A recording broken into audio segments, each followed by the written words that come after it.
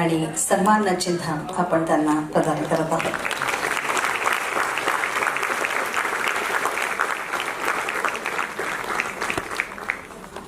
पूर्वी लता दीदी, आशाताई, सुलोचना दीदी, खय्यामजी, जावेद अख्तर, हरिप्रसादजी, झाकीर हुसेन अशा रसिकांच्या आणि प्रेक्षकांच्या हृदयावर स्थान निर्माण करणाऱ्या व्यक्तींना हृदयनाथ अवॉर्डने सन्मानित केलेलं आहे.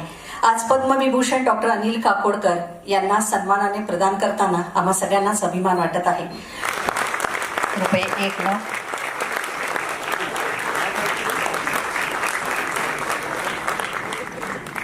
सन्मानाचं उपकरण, मानाची पगडी,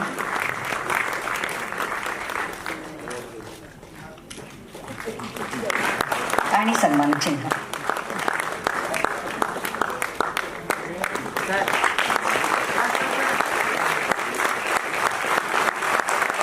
जोरदार टाळ्यांनी आपण या दोन्ही विंगचं खूप खूप कौतुक करूया. वेदिका म्हणूनही त्यांचा परिचय आहे. आणि यानंतर अविनाशजी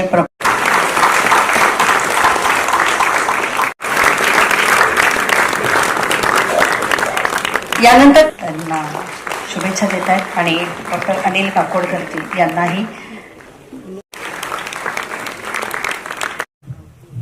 मान्यवर रंगमंच, सर्व मान्यवर आहेत.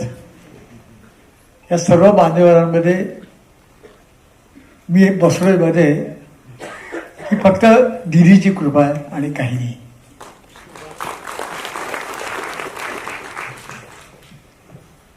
मला 27 आणि मला 28 वर्ष लागले. 88 म्हणजे मी 89 मध्ये प्रवेश केलेला आहे. आणि 89 मध्ये प्रवेश करणं म्हणजे पुढच्या वर्षी मी 90 वर्षाचा होईल. 90 मध्ये प्रवेश करणं म्हणजे शेवटच्या दशकामध्ये प्रवेश करणं, याची मला पूर्ण जाणीव आहे. शेवटचं दशक फार चांगलं नसतं, मी भोगणार आहे. पण म्हणून हे जे वर्ष आहे, या वर्षात माझ्याकडनं चांगलं काम व्हावं. आपल्या आशीर्वादाने आपण मला आशीर्वाद द्या की मी काही चांगलं काम करू शकेन. या वर्षामध्ये पुढच्या वर्षानंतर बघू काय होत आहे ते. माझ्या आयुष्यात सगळ्यात महत्वाची गोष्ट काय, सगळ्यात महत्वाची गोष्ट आहे की मास्टर दिनानाथांचा मुलगा आहे मी. यापेक्षा मोठा मुलगा काय हवा? लता मंगेशकरचा भाऊ आहे मी, याच्यापेक्षा आणि मला मोठे वेळा काही नको. ज्ञानेश्वराची एक ओळी सांगतो आपल्याला की बाप लखुबा देवी वरू सहज नीटू झाला. हे सहज नीट होणं फार अवघड असतं. कलाकार ज्यावेळेला स्वरांजली बांधायला बसतो तर तो कारागिरी करतो, पण जी कलाकृती सहज निर्माण होते त्यातनं अतिशय उत्तम गाणं असं निर्माण होतं. तर ज्ञानेश्वर म्हणतं की सहज माझं आयुष्य सहज गेलं आतापर्यंत, हे फक्त माझी दिदी हिच्यामुळं आणि काही नाही. मला खूप बोलायचं आहे, पण आता नाही, मध्यंतरानंतर. कारण हा कार्यक्रम जरा लांबला.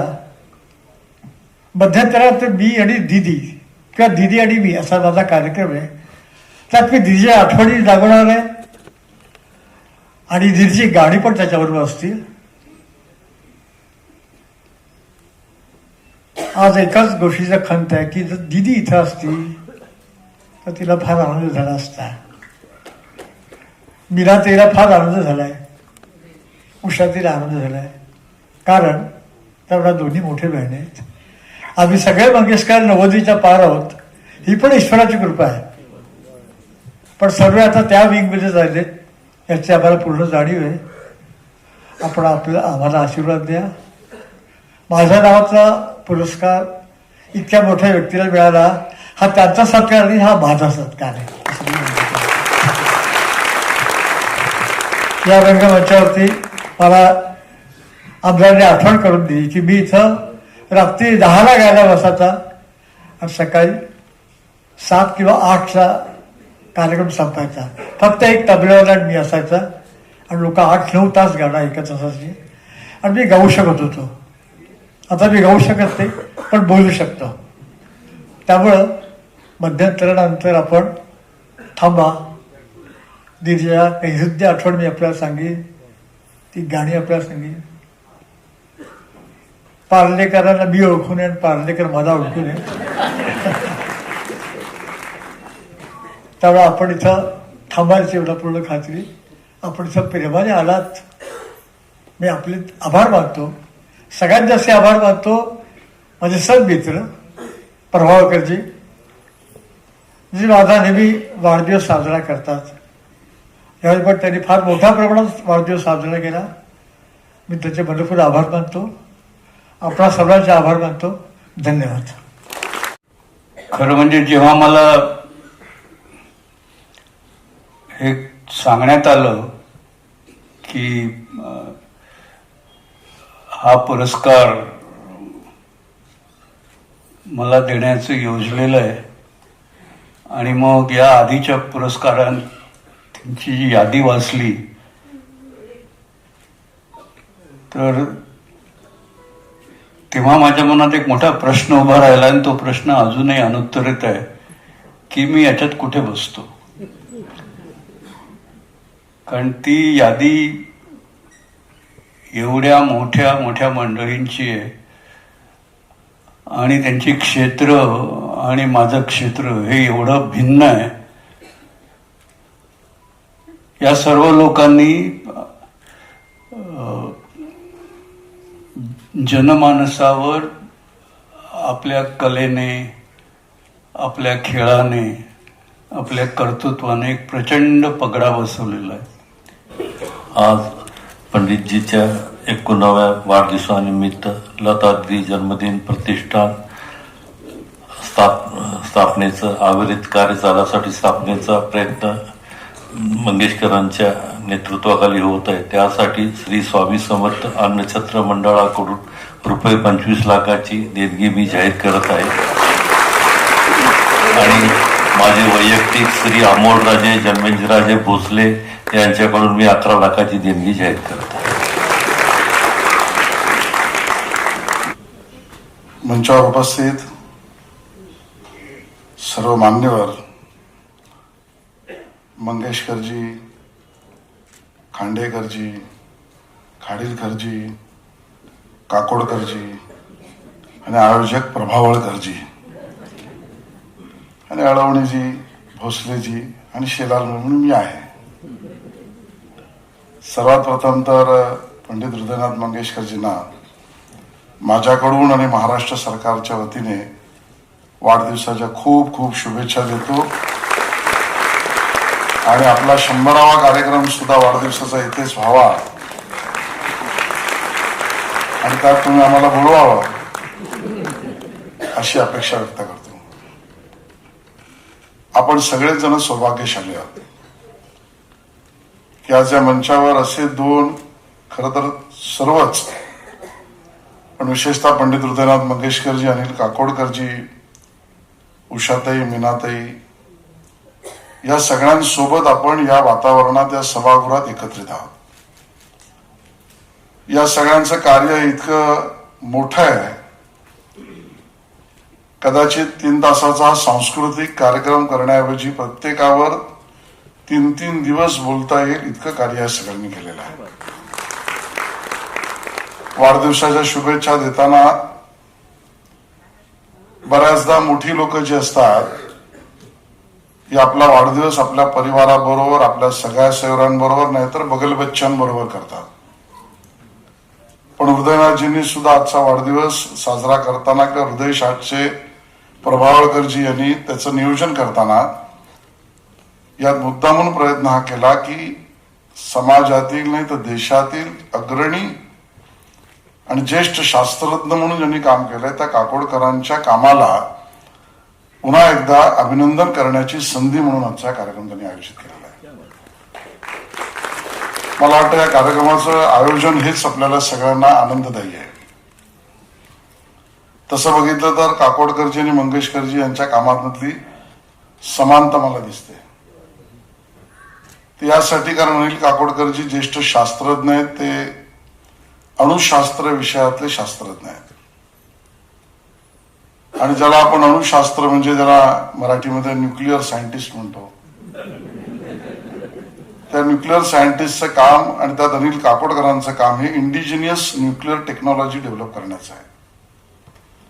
आणि त्याच्या खोलात गेल्यावर लक्षात असं येतं की न्यूक्लिअर स्टडीज मध्ये लक्ष द्यायचं असेल तर ॲटॉमिक न्यूक्लिअर याचं संशोधन करताना त्याच्यात ऊर्जा कुठून येते, ती ऊर्जा कशी ऍब्झॉर्ब होते, त्याचं वहन कसं होतं, या अणूच्या ताकद, क्षमता, वहन आणि परिवर्तन याचा संपूर्ण अभ्यास करणारे शास्त्रज्ञ म्हणजे काकोडकरजी आहेत.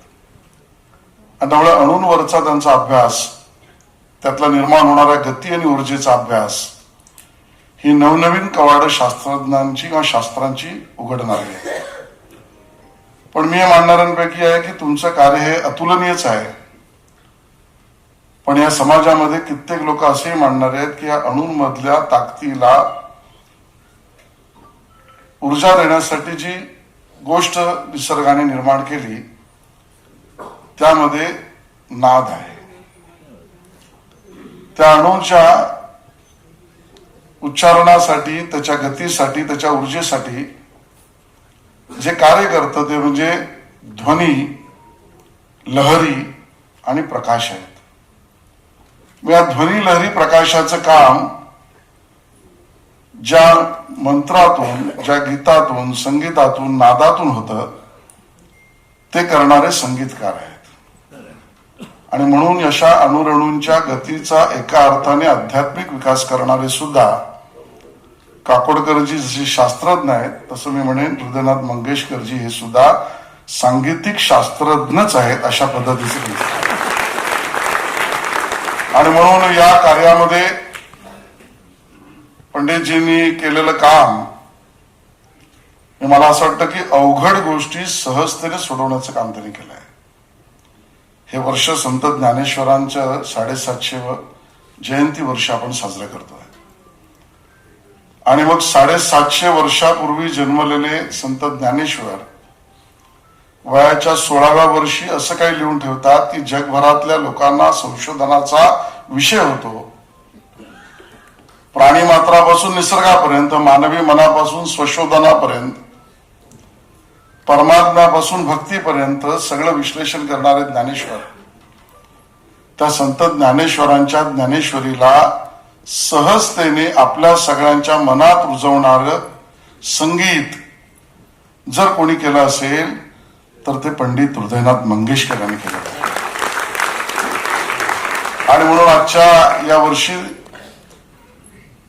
आम्ही त्यांना विनंती करणार आहोत की संत ज्ञानेश्वरांच्या 750व्या जयंतीच्या वर्षानिमित्त माननीय मुख्यमंत्री देवेंद्र फडणवीसजींनी हे ठरवलंय, आम्हाला तसं सांगितलंही आहे की देशातील सगळ्या राज्यात आणि खांडेकरजी विदेशातल्या स्टॅनफोर्ड युनिव्हर्सिटीमध्ये सुद्धा संत ज्ञानेश्वरांच्या ज्ञानेश्वरीचे कार्यक्रम आम्ही करणार आहोत.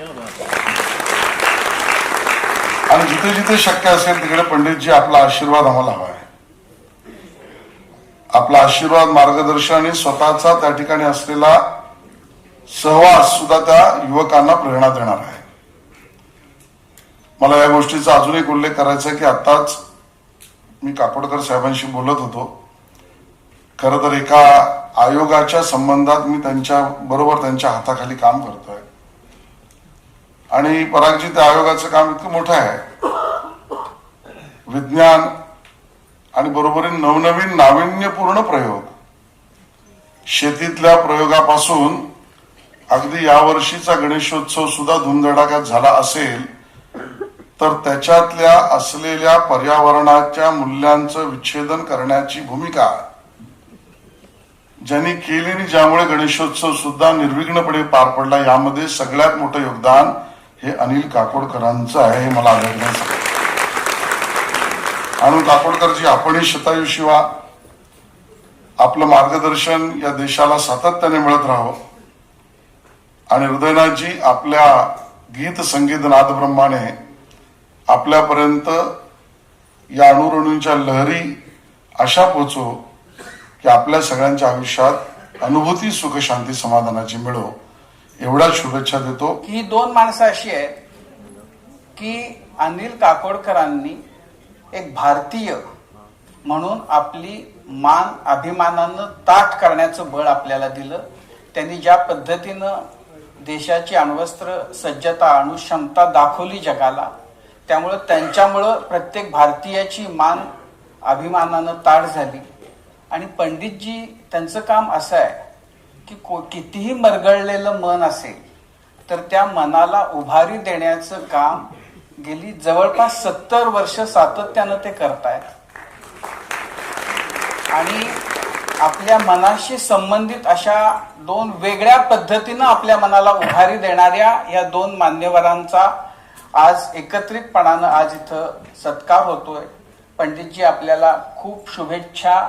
आमच्या सगळ्यांच्या वतीनं खूप खूप तुम्हाला साष्टांग नमस्कार आज तुमच्या वाढदिवसाच्या निमित्तानं. विस्मरणीय कार्यक्रमही होतो आहे आणि या निमित्ताने दोन मान्यवरांना शुभेच्छा केवळ मी देईन. आणि पंडितजी, आपल्याला 88व्या वाढदिवसाच्या निमित्ताने तर मनपूर्वक शुभेच्छा देतोच. मगाशी उल्लेख झाला की आजचा कार्यक्रम सुद्धा हाऊसफुल आहे, पण मला आठवतंय की आमच्या कॉलेज जीवनापासून 31 डिसेंबर तर आपल्या नावाने फुल नाईट, या ठिकाणी हाऊसफुल असे प्रयोग वर्षानुवर्ष आम्ही पाहिलेले आहेत. आणि त्यामुळे आमच्या आयुष्याच्या प्रत्येक टप्प्यावर अत्यंत महत्वाचं असं आमचं जीवन समृद्ध करण्याचं काम पंडितजी आपण केलेलं आहे. आपल्याला शुभेच्छाही देतो. आणि आशिषजीने सांगितल्याप्रमाणे आपला 100व्या वाढदिवसाच्या कार्यक्रमात मी स्टेजवर नसलो तरी समोर तर नक्की येईनच, हे सुद्धा या ठिकाणी बुकिंग करून ठेवतो. गेल्या काही वर्षात भारतरत्न लता दीदी यांचा जन्मदिन दिनांक 28 सप्टेंबर रोजी पुण्यात एक संगीतमय कार्यक्रम आयोजित केला जातो. या कार्यक्रमात पंडित हृदयनाथजी नवोदित तरुण गायक कलाकाराला सन्मानित करतात. हा कार्यक्रम अतिशय लोकप्रिय आहे व तो 2 सत्रात सादर करण्यात येतो. मध्यंतरात दीनचे आवडतीचे पदार्थ करून रुचकर जेवणाची व्यवस्था केलेली असते व सर्व रसिकांना ते फारच भावते. प्रतिष्ठान याला नेहमीच चांगला पाठिंबा देत असतो. आता विश्वस्तांना हा कार्यक्रम पण असाच कायम सुरू राहावा ही इच्छा आहे. हा दिदी आणि मी हा जो कार्यक्रम आहे तर दिदीची आणि माझी संगत 82 वर्षाची असती नाही आहे, तर तिच्या आठवण मी सांगणार आहे काही. आणि त्याची चांगली उत्तम गाणी आहेत गाजलेली, ते मी ध्वनिमुद्रित करणार, म्हणजे ती लोकांपुढे सादर करणार. आणि काही आठवण सांगू शकाल का? खूप तुमचा आठवणी वाढदिवसात आहेत. दीदी तुमच्यासाठी काय बनवायचं? ती स्वयंपाक मस्त बनवायचं ना? दीदी काय, दीदी आई आहे. दीदी दीदी कोण सगळे ते जे जे उदात्त उत्तम महत् पंचवते ते सगळं दीदी आहे. आम्ही पडछाया आहोत तिथे, प्रतिध्वनी ज्याला म्हणतात ना, इको, तो होता. बोला. एक आठवण सांगा ना, जे म्हणजे हे नाही, कार्यक्रमात मी दीदीच्या आठवणी सांगणार नाही. हां, एक आता सांगू शकाल का? एक ओपनिंग. इतक्या आठवड्यात की त्यातला निवडून आठवण सांगणं जरा अवघड जातं आहे. पण एक सांगतो की 1942 साली, म्हणजे बरोबर 84 वर्षापूर्वी, मास्टर दीनानाथ म्हणजे माझ्या वडिलांचा मृत्यू झाला. तर दिदी फक्त 12 वर्षाची पोरगी आहे. तर 12 वर्षाच्या पोरीने संपूर्ण कुटुंबाला, मंगेशकर कुटुंबाला सांभाळला. आई आणि 4 भावंड आणि जागतिक कीर्ती मिळवून दिली सगळ्यांना. आज लता मंगेशकर, मीना मंगेशकर, आशा मंगेशकरच, उषा मंगेशकर, रियाज मंगेशकर यांना जागतिक कीर्ती मिळवून दिली ती लता मंगेशकरनी, म्हणजे दिदीने. आम्ही तिच्या पाठी आहोत, पण सेनापती ती आहे, सैन्य अवगत. की आज माझा 89वा वाढदिवस आहे.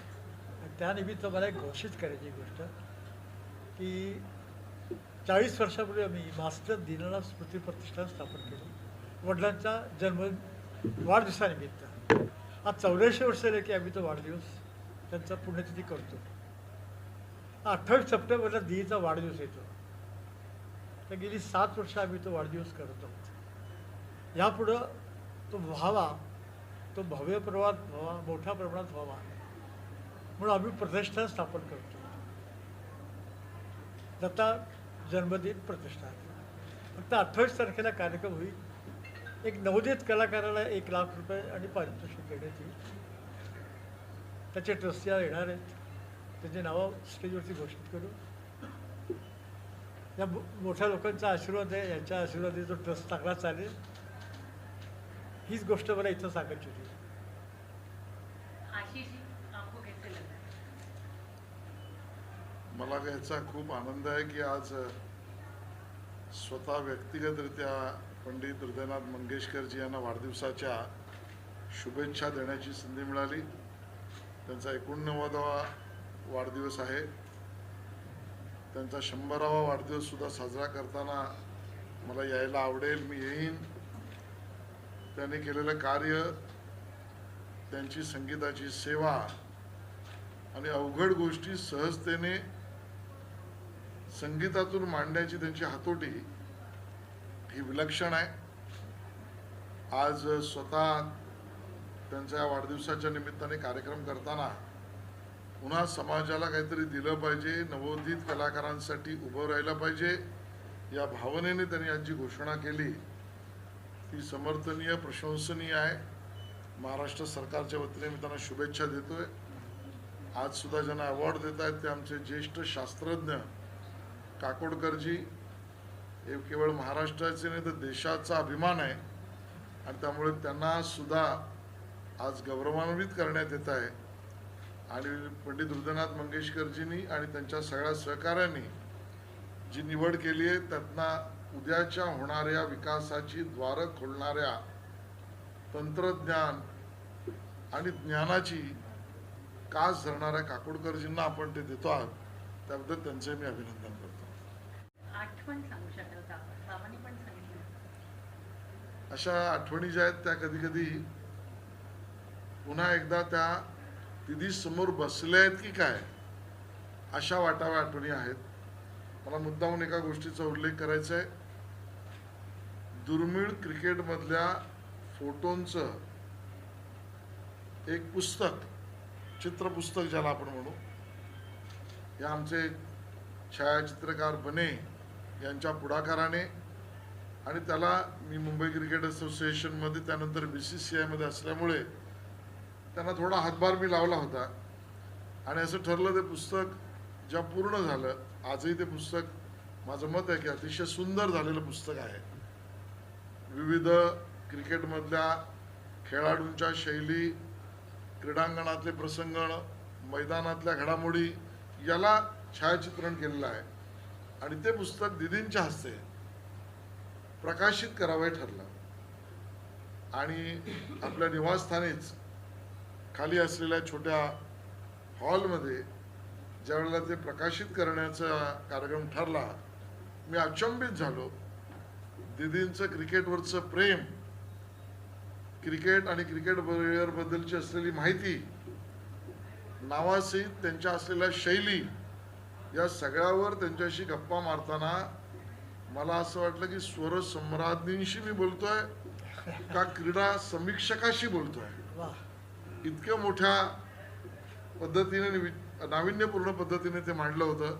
मी कधीच हे विसरू शकणार नाही. मला अजून एका गोष्टीचा आवर्जून उल्लेख करायचा आहे.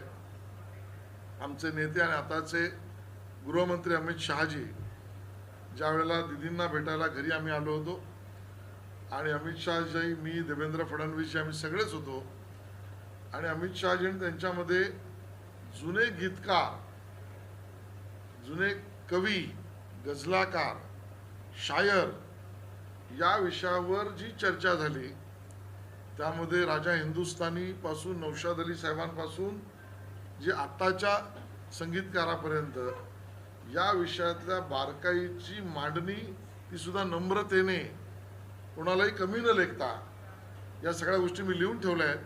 कधीतरी त्या आपल्याला प्रसिद्ध पण लिहिल्या. How do you feel sir?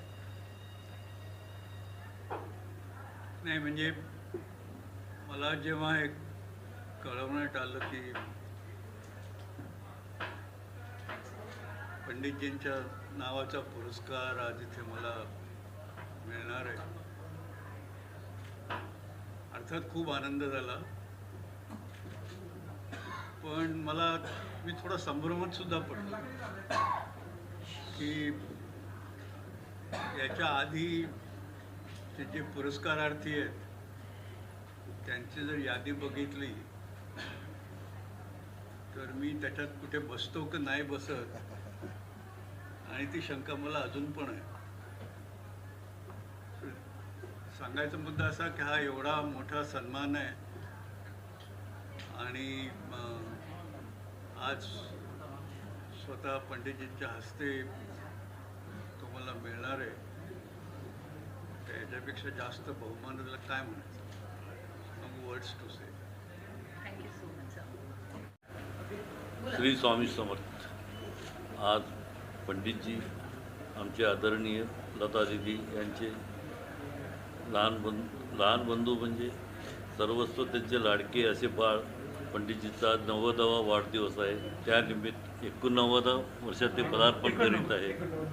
आम्ही त्यासाठी खास अक्कलकोटावरनं आलेलं आहे आणि त्यांचा आशीर्वाद आमच्यावर अन्नछत्रावर, स्वामी समर्थानंतर मंगेशकर कुटुंबियाचा आशीर्वाद अन्नछत्रावर अतिशय लाभलेला आहे. आमच्यावर सुद्धा आमचं भाग्य समजतो.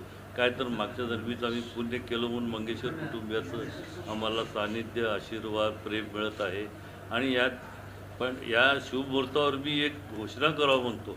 आता पंडितजींना कितपत पंडितजींचं साथ मिळेल ते आपण लता दिदींच्या नावाने जन्मदिनी दिवशी एक प्रतिष्ठान स्थापन करावं म्हणतो, लता दिदी जन्मदिन प्रतिष्ठान.